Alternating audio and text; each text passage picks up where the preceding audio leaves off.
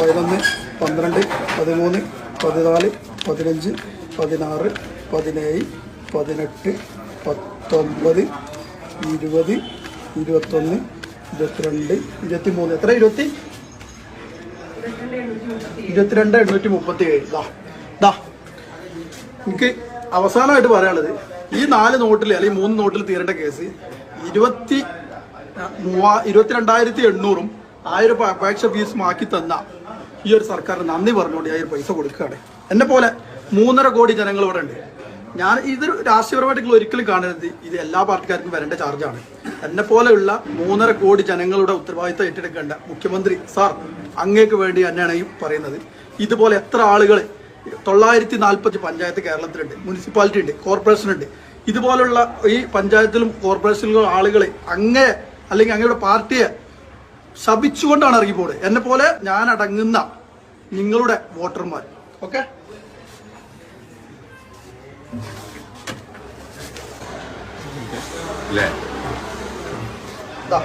Bill ഞാനത് വെറുതെ എന്തെങ്കിലും പറഞ്ഞല്ല. എൻ്റെ പേരിൽ അടഞ്ഞ ബില്ല് റെസീറ്റാണ് ഈ കാണുന്നത്. മുഹമ്മദ് നിസാർ മേച്ചേരി കണ്ടോ, കുയ്മണ്ണ പഞ്ചായത്ത് 22,837.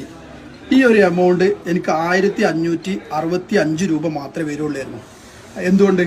നിങ്ങൾ ഇങ്ങനെ ഒരു തീരുമാനം ഉണ്ടാക്കിയിരുന്നില്ലായിരുന്നു എങ്കിൽ, ഞാൻ പറഞ്ഞത് കഴിഞ്ഞ LDF സർക്കാരും UDF സർക്കാരായിട്ട് സ്വതന്ത്രം കിട്ടിയതിന് ശേഷം ഇതുവരെ ഭരിച്ച മുഖ്യമന്ത്രിമാർ ആരും ചെയ്യാത്തൊരു പണി, അല്ലെങ്കിൽ അങ്ങനത്തെ ഒരു ഭരണകർത്താക്കൾ ചെയ്യാത്തൊരു പണി, ഈ 22,837 രൂപയും 30 രൂപ അപേക്ഷാ ഫീസ്, അങ്ങനത്തെ ഉണ്ടല്ലോ 30 രൂപയല്ലേ, 30 രൂപ അപേക്ഷാ ഫീസിലുള്ള സാധനം 30 ചില്ലാന ഇരട്ടി കൂട്ടിയിട്ട് 1000 രൂപ അപേക്ഷ ഫീസ് കൊടുത്ത് 23,837 രൂപ ഞാനിതിന് ബില്ലടച്ചിട്ടുണ്ടെങ്കിൽ എന്നെപ്പോലെയുള്ള ഇതുപോലെയുള്ള സാധാരണക്കാരായ 3.5 കോടി ജനങ്ങളും ഇതേപോലെ അടക്കേണ്ടി വരും.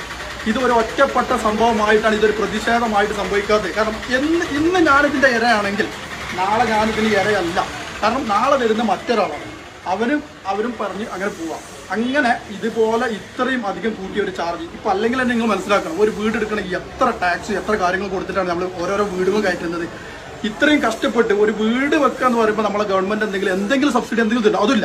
അതുമാത്രമല്ല, ഇത് പിടിച്ചുപറി കൊള്ള ലാഭം അല്ലെങ്കിൽ കൊള്ള പണം. ഇതിൽ ഞാൻ എൻ്റെ ഒരു പ്രിയ സഖാവായിട്ടുള്ള നിങ്ങളുടെ പാർട്ടിക്കാരനായിട്ടുള്ള ഒരാളുമായിട്ട് ഇത് ചർച്ച ചെയ്ത് അയാൾ ഇതിനെ കുറിച്ച് ന്യായം പറഞ്ഞെന്താ അറിയോ?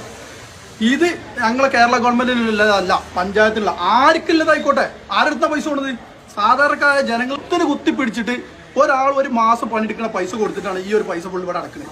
ഒന്ന് മനസ്സിലാക്കുന്നത്, എന്ത് വന്നാലും ജനങ്ങൾക്കല്ല നഷ്ടം. നിങ്ങൾ പഞ്ചായത്തിന് കൊടുത്തോ അല്ലെങ്കിൽ ലൈഫ് പദ്ധതിക്ക് കൊടുത്തോ.